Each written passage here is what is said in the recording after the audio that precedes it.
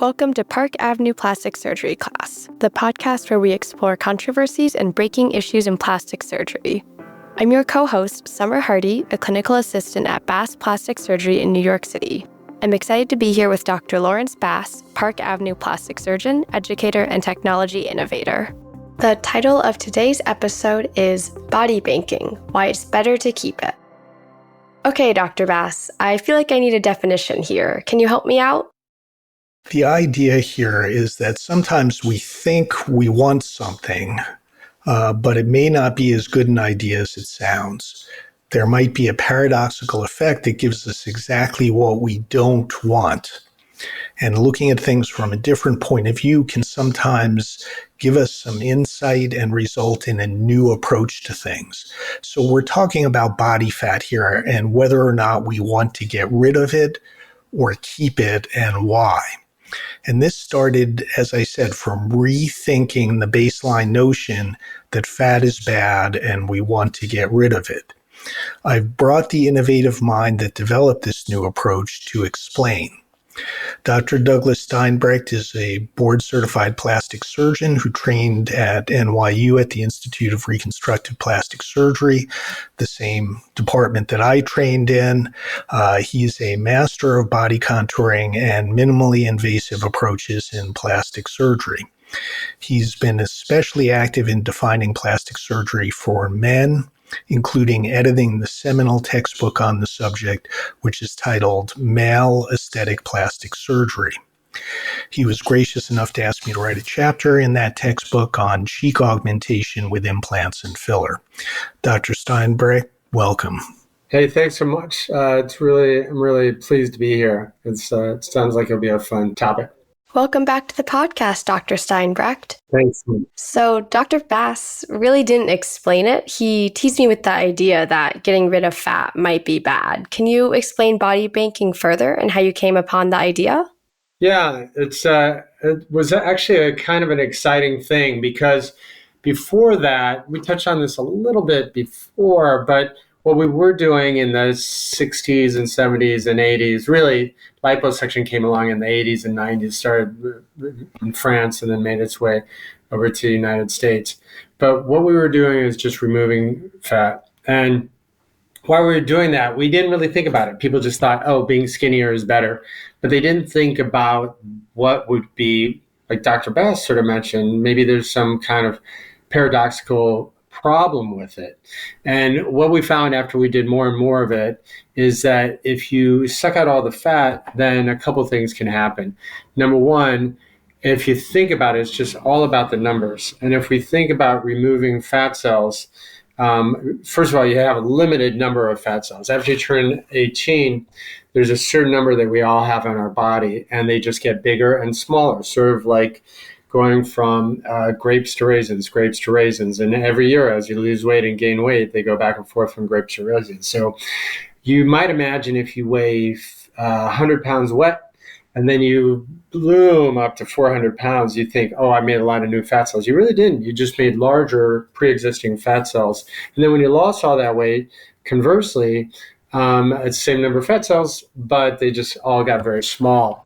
So once you start thinking about that, you start thinking it was sort of like moving fat cells around your body is sort of like moving hairs around your scalp. You're not really removing them. If you remove them and put them away, you're not going to be in as good a shape as if you take them out and put them somewhere else. And we started thinking that direction. We started to think about the fat cells as clay.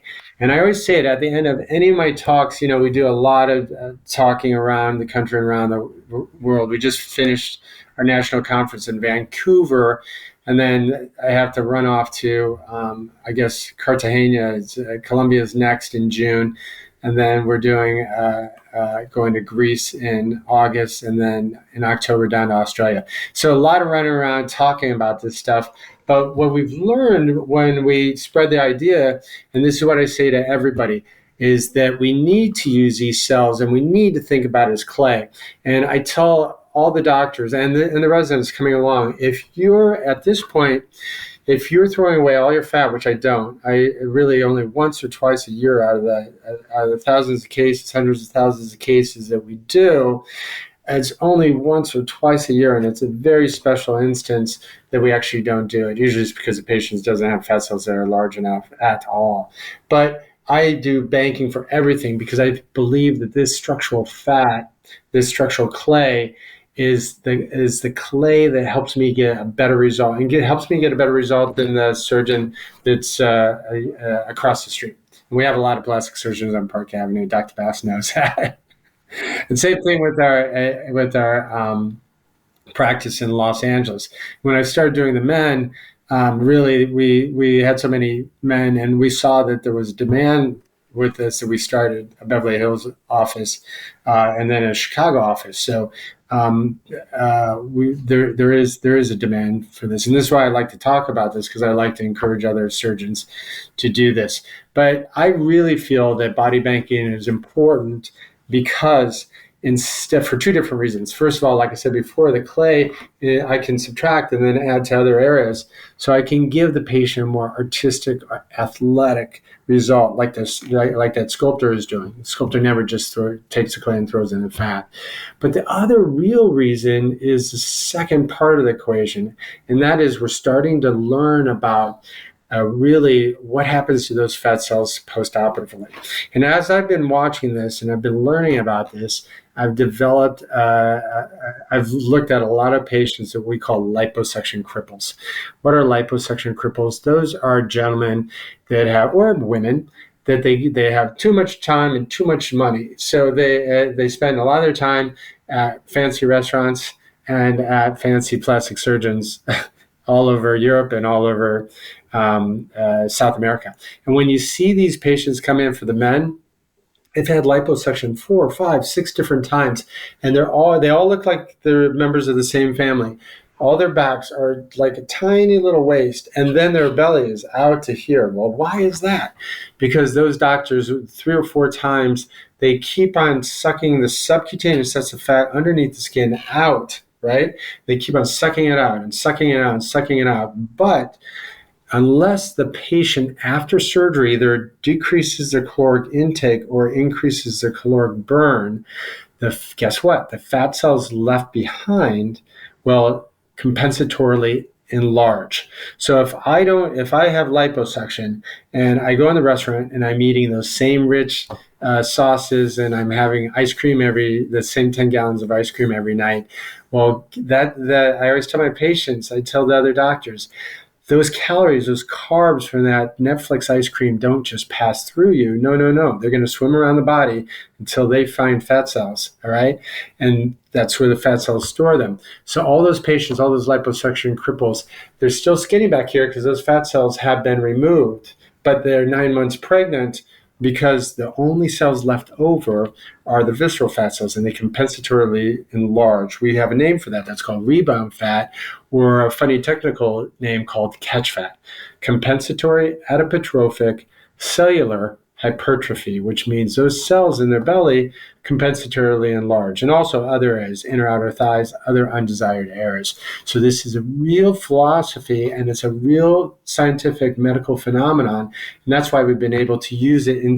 We've been taking a bad thing, a paradoxically bad thing, and we've grabbed it and we've used it for us. Now we have the power in our hands by using those fat cells and actually putting them into good places to get a better result. Okay, that makes a lot of sense. So how do you use this in practice? What are the most common applications? Yeah, so that's where we take it. This is how we start our journey. I had a patient and I just did straightforward liposuction. This guy was jacked, but he just had a little bit of extra fat around his abs, and he was trying to get his abs really enunciated, trying to get more definition. So I thought, this is great. I studied all my books and I saw where the linea alba is, the transverse inscriptions, the semilunaris, which are the side inscriptions. And so I had everything. I did all my liposuction, and he just didn't get the projection of his abs that he wanted. And I realized I always do all my thinking in the shower, because in the shower, that's when my brain calms down, and I have have this idea that while you sleep, your body's trying to solve all these problems, but when you wake up with that alarm, you immediately forget everything. So when you jump in the shower technology, as the water runs over you, the things that you're thinking about, and you're solving these problems, rise to the surface in your shower. And I get a lot of my ideas when I'm taking a shower in the morning, shower technology. And that's when I got this, and I still get them. That's when I got this idea that we're gonna use structural fat to increase projection in those areas.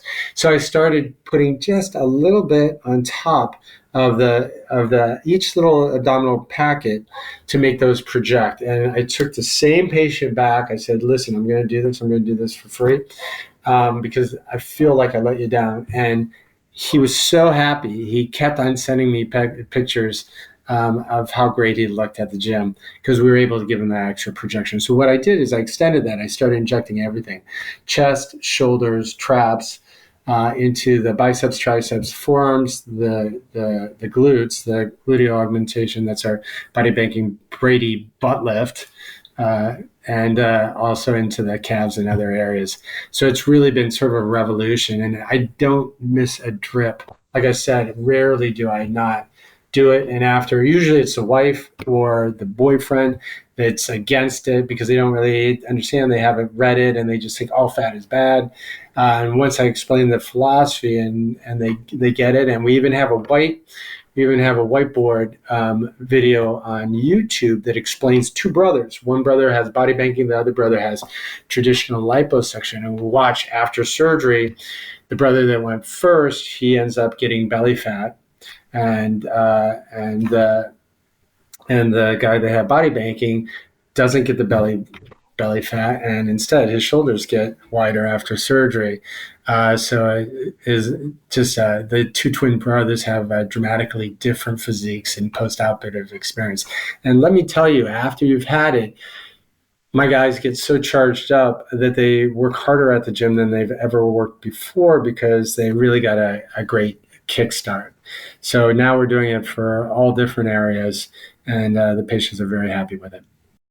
This is really intriguing to me. I'm curious to know more. So what are the most common ages, and does utility vary by age? What do we know about fat take by age in grafting overall? That's an excellent question, because there really is, that really does have something to do with it. We notice in younger people that more fat sticks around than in older people, and it just has to do with senescence and the quality and the vigor of those individual cells that we transplant, and also blood supply and other things like that. So younger people do have a better take, which is great. And in fact, this is a fantastic story of a medical student. For some reason, I get a lot of doctors when we do bodybuilding. I think that's because they understand, they completely get the idea about compensatory adipotropic cellular hypertrophy or catch fat. They completely see the metabolic reasons for it. But this was a medical student, and I did one of my first patients. And I took all the fat out and I put it all upstairs. He wanted what we call the triple play. He wanted anterolateral posterior deltoid. He wants the deltoids, upper inner chest, and he wanted those traps. And I saw him like 6 months later, and he was a nervous eater. And so he was in the middle of finals. And I said, "How's things going with your medical finals?" I think it was like a third or second year medical student. So he had physiology and all that kind of stuff. And he said, or introduction to clinical medicine, ICM, but he was all stressed out. And I said, "Well, at least you've had time to go to the gym because your shoulders are huge and your chest looks great." And he said, "No." He said, "I haven't had anything." And he said, "I haven't been able to work out in 2 months. And I've been stress eating." He put on 40 pounds. But because we did the body banking in those areas, he looked massive. And it wasn't from working out. It was from everything that I had transplanted into the muscle. And I have another great story this is another patient that went to California before I started my California practice. This is a California guy that flew all the way to New York so that we could do put in calf implant or put in glute implants and pec implants. We'll talk about that at the end. But I also did a little liposuction, and I was like, well, what the heck are we going to do with it? And he said, well, don't throw it away. You can plug it into the biceps and the triceps. And so he came back 6 months later, and sure enough, his chest had healed, chest looked great, the glutes looked great. And I looked at him, and I was really angry. I was really ticked off. And I said, I just reached out and I felt his biceps, and I said, I did this great job. I mean, weren't you happy with the pecs, with the pec implants? Weren't you happy with the gluteal implants? I said, why? It looks like you went somewhere to get calf implants and to get bicep implants. And he said, no. And this is where I that moment where you get chills. And he said, no, you said that you were going to put some fat in there, some cells in there. And it looked fantastic. And I got these chills because it was like, holy moly, this really works. So that was your eureka moment. It was a eureka moment. I was like, well, let's just do this, see what happens. And it worked so much that I was jealous. I thought he went to somebody else. But it was a great surprise. And I still get chills thinking about it now because it was such an exciting day. And that's when I just started doing it for everyone and all these different areas. So it's a really exciting moment. Wow, that's really great. Overall, would you say is this more useful for men or for women then? Or is it more or less universal based on biology? It's universal, but I'd say, so like I said before, sort of jokingly, like women are interested in 4 bumps, but men are interested in, 2 bumps in front, 2 bumps in back. But men are interested in all sorts of bumps all over the place. And so for men, it really works well because we can use it like as a detail sculpting tool, which you can also do for women, but we can use it for the shoulders, the traps, the chest, all those other areas that we don't necessarily think about as much for women. Now, I've got a little bit of a challenging question. And of course, as Americans, a lot of us are overweight, so there's fat available, but not everyone walks in overweight or with a fat depot that you can access. So what do you do in patients who don't have fat to work with and they want to build a body shape? Yeah, this is a significant challenge because occasionally I come in and we have, in New York, they're all from Chelsea. So these guys are ripped. They do not have an ounce of fat on their body. There ain't none. And then out in LA, it's in WeHo, it's in West Hollywood. All the guys down there, they all do yoga. They all do spin class. They all hit the weights. A lot of them are on just a little bit of test, not necessarily growth hormone, but just a little bit of testosterone that's totally legit that their doctor gives them just to get their natural endogenous testosterone levels up. So those guys, though, they are ripped. There is no fat. There is no depot. And for those people, they would just be disappointed if we do it. And these are the few of the exceptions where I don't do it. I do as much as I can, but it's not enough to give them the volume that they want in all those areas. And for those people, what we do we use implants. So it's interesting because everybody, all the women and all the girlfriends and all the guys and all their girlfriends, their wives, their mothers, they all know that if they want larger breasts, that they can just go get breast augmentation with a plastic surgeon, and that is A-OK. Because everybody, they look great, they're fun, and it makes them feel good. That's why they come. Makes them feel attractive, gives them more options to fit into more things. But the dudes don't realize that they can have that too. So men, if they don't have fat, what we can do is we can do augmentation with a pec implant, bicep implant, tricep implant, shoulder implants, even traps. I created ab implants that really are natural appearing, gluteal implants, quad implants, and calf implants. I don't think I left anything out. Well, we also have chin, cheek, jawline implants. So pretty much all those areas, if we don't have fat, or even if you do, sometimes you may not have enough fat. And for those patients, and a lot of times, like I'll give you a classic example, had a guy that came in from, flew all the way in. He and a buddy flew in from Singapore. And this guy was ripped, and I knew that there was not going to be a drop. And I said, "We'll see when you get into town." We had planned for both, for body banking and implants. Turns out he had no fat. So, but what he needed is biceps, pecs, and glutes. So I was able to put in the gluteal implant, and then and the bicep implant. And then he came back to have the pec implant. So we couldn't do those both at the same time because you want to rest on your backside for your pecs. You want to rest on your front side for your glutes. So the two incisions and the two post-operative courses competed with each other. But we put in his glutes and his biceps. He was very, very pleased, and we were able to do it without using any fat. And then the second story is a guy that was a bodybuilder, but he hurt his back, and he had a pretty significant back injury, and he wasn't able to work out with heavy weights, and he really missed. He had a lot of clothes. He had a lot of, just regular polos and t-shirts and things, and none of his shirts he could fit in to. And in one sitting for him, I was able to put in pec implant, deltoid implant, bicep implant, and a forearm implant. And that's generally what we do. We do them in pairs. We put in in all the arms and legs, we have paired muscles. So biceps, triceps, 2 heads to the forearms, 2 heads to the quads, and 2 heads to the calves. So what we'll do is half of the paired. So patients might fly in from South America, and I'll put in a bicep, 1 head of the forearm, 1 head of the calf, and 1 head of the quad. Then they come back, and we'll put in the other paired muscle. And the reason why we do that is to put in a good size implant, but then allow the swelling to go down so that we can put on a good size implant on the other side. We don't run into problems of having compromised blood supply because too much swelling on both sides of the bone.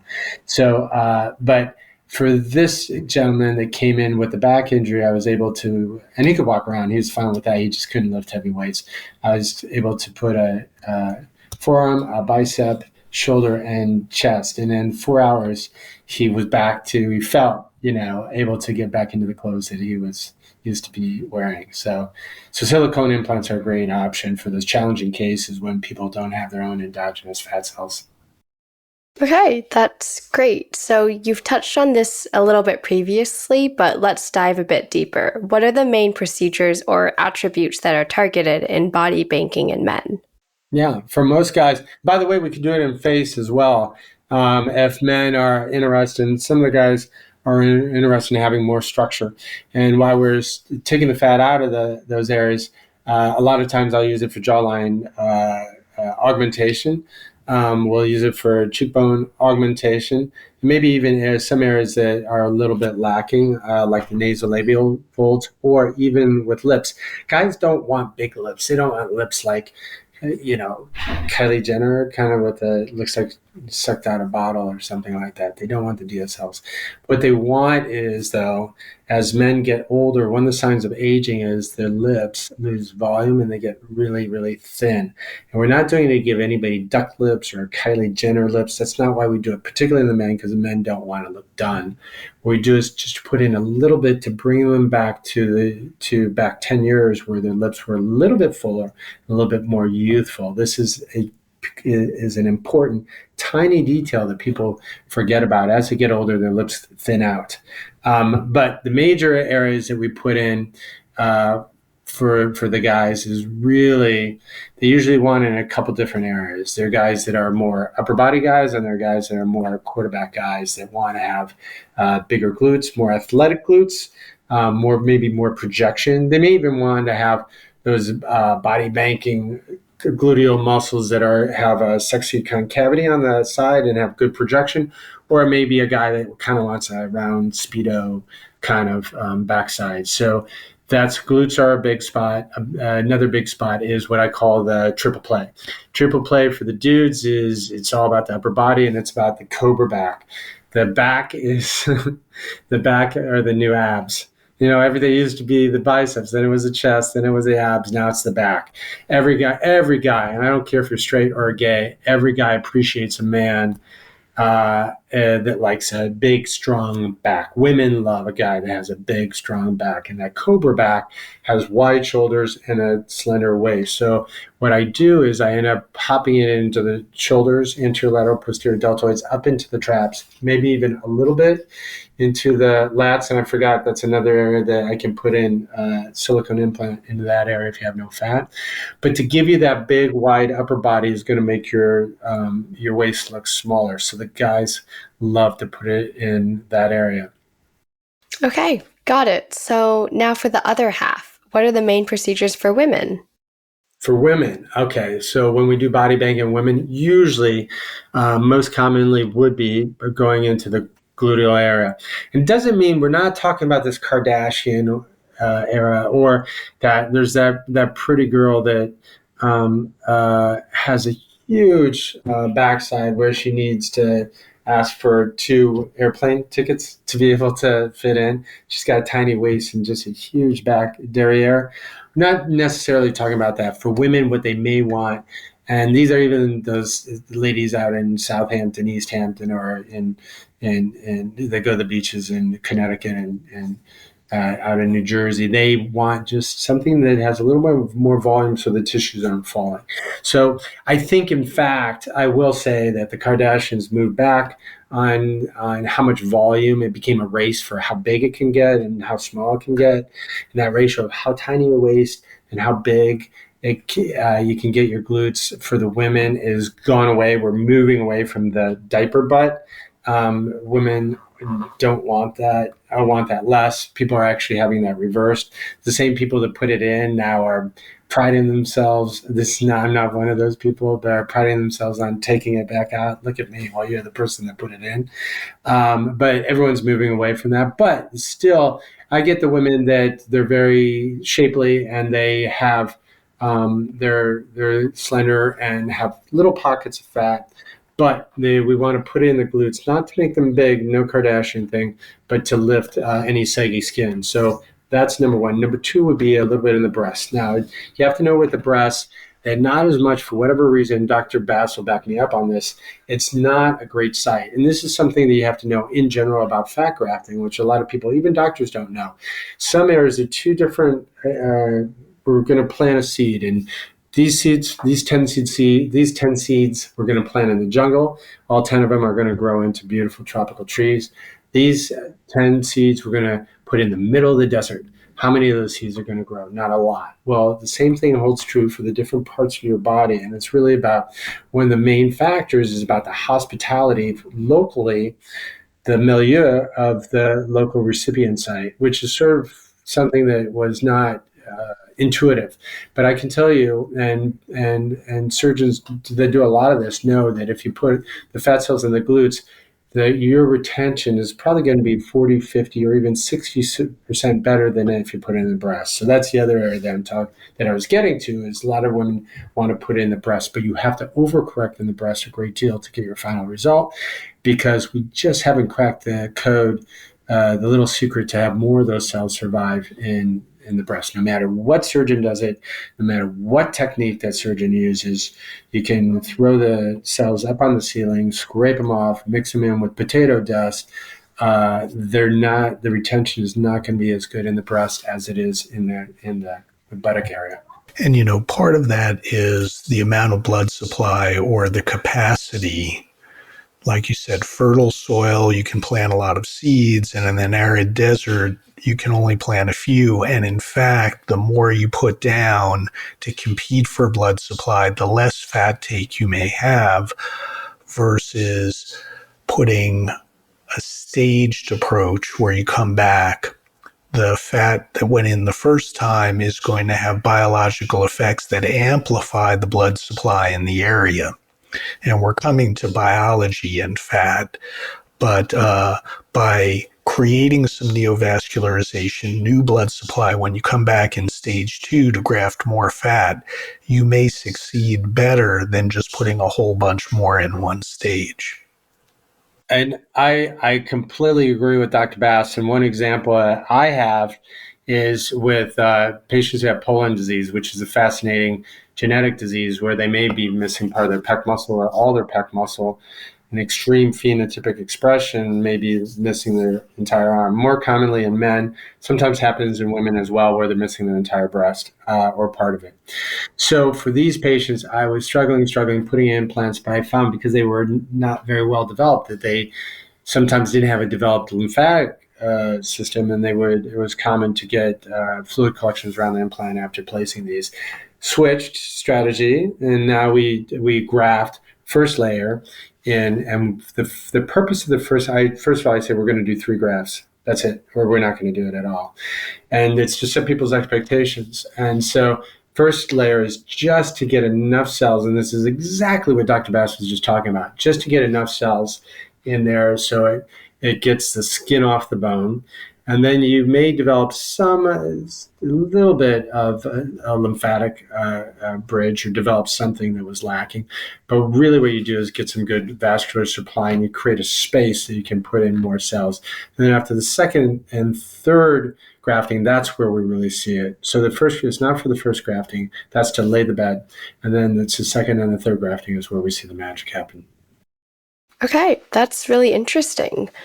So far we've mostly focused on aesthetic features. What do we know about the metabolic impacts of body banking?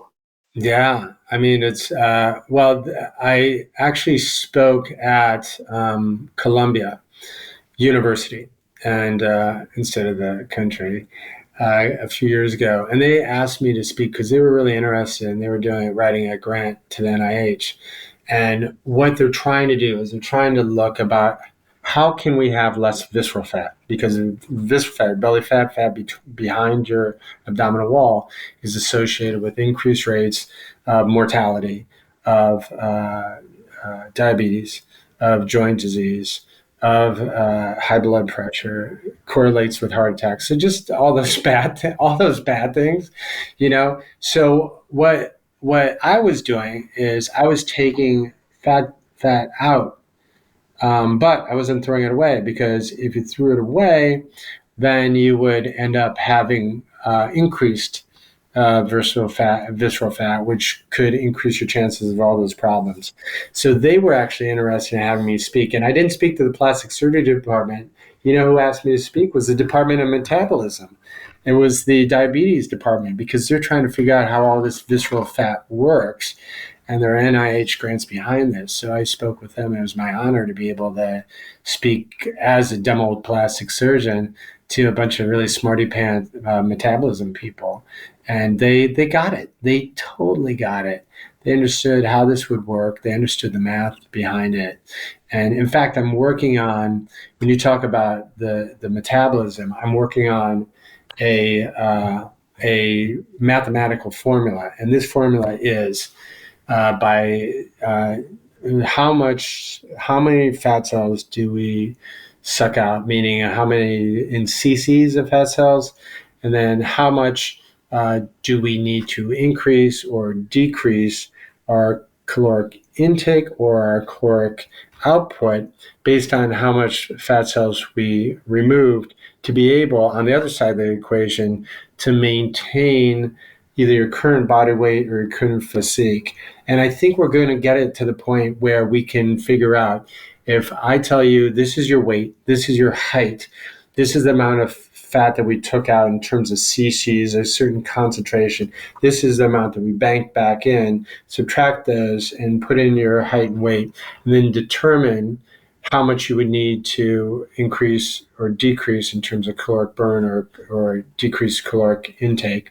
And I think the ones that we do at the body banking, you're going to find that there's not that much difference, because we've kept all the cells there.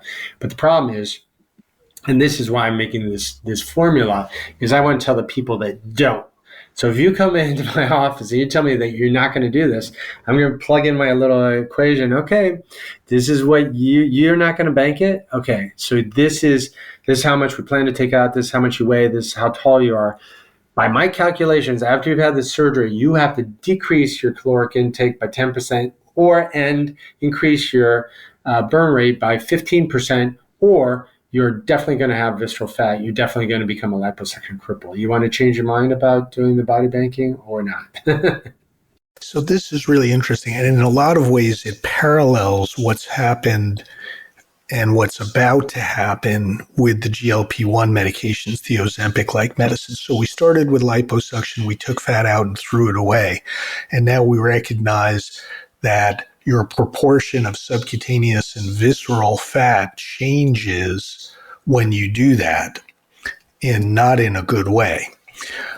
With the Ozempic-like medicines, now as FDA goes forward with new products, they're looking increasingly at not weight loss, but fat loss versus muscle loss, because we really don't want to lose muscle.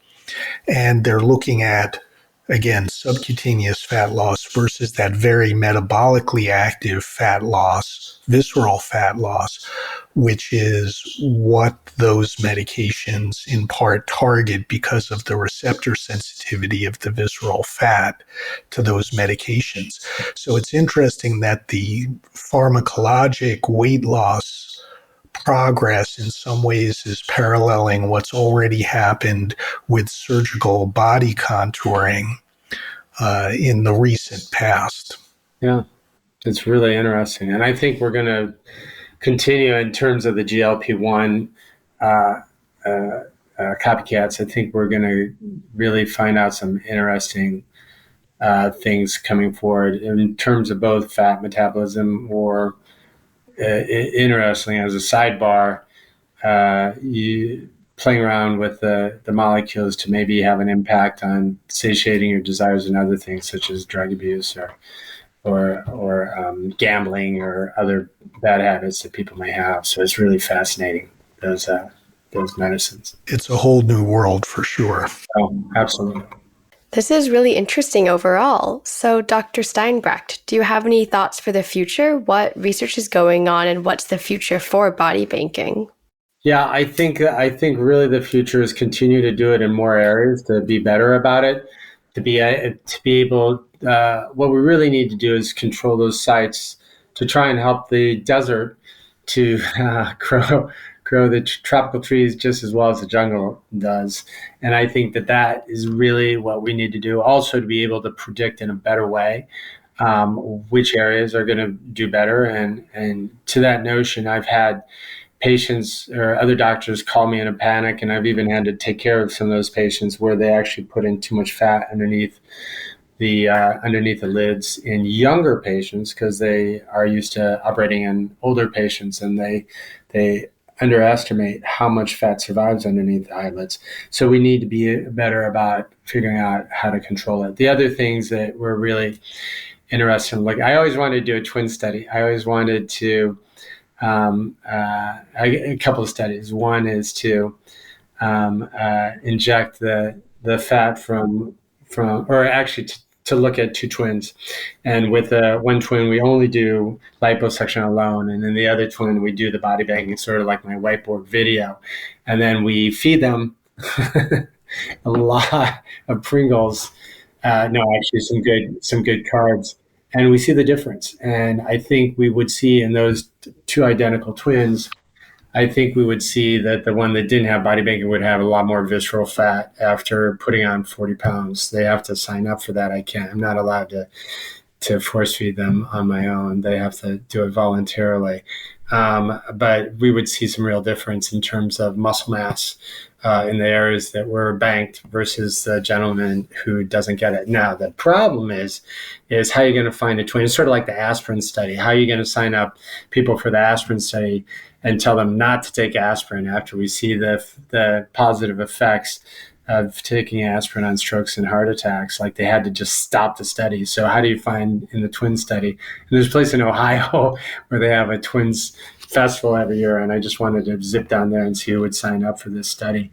But we would have to get somebody who would actually sign up to be a non-body banker, knowing that they may have more visceral fat, or they don't get that good sexy volume, or they may get visceral fat in the future, because it's really your insurance policy to make sure that doesn't come later on as Mother Nature plays with those testosterone and estrogen levels that we talked about before.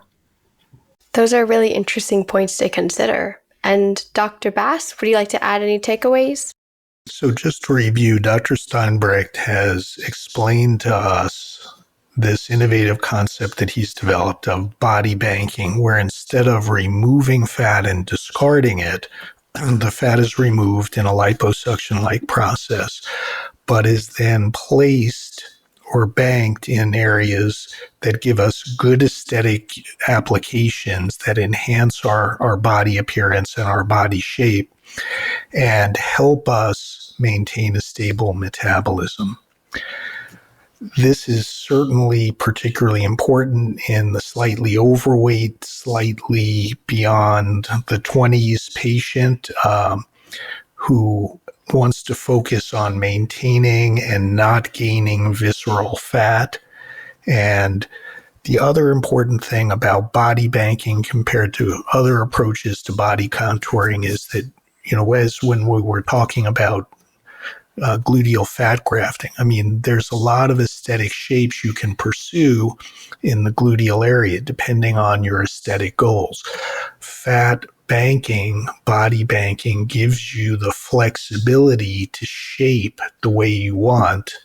It's a very flexible material to work with. And Dr. Steinbrech said the clay of the body, but that shaping flexibility is really important when you're trying to fine-tune aesthetic goals. There's some role for this in how we will control the aging metabolism that we're learning more and more about, both as part of plastic surgery and as part of endocrine and metabolic medicine. So I'd like to thank Dr. Steinbrech for, again, joining us on the podcast and for taking us through his thought process and experience with this cutting-edge approach to aesthetic plastic surgery. Thank you, Dr. Steinbrech. Yeah, thanks so much for having me. It's been a really fun hour, and I like to talk about these things because it just makes me think of more things and more ideas. So thanks for having me. Thank you, Dr. Steinbrech, for returning to the podcast to share this really interesting innovation with us. Thank you. Thank you for listening to the Park Avenue Plastic Surgery Class podcast. Follow us on Apple Podcasts, write a review, and share the show with your friends. Be sure to join us next time to avoid missing all the great content that is coming your way. If you want to contact us with comments or questions, we'd love to hear from you. Send us an email at podcast@drbass.net or DM us on Instagram at drbassnyc.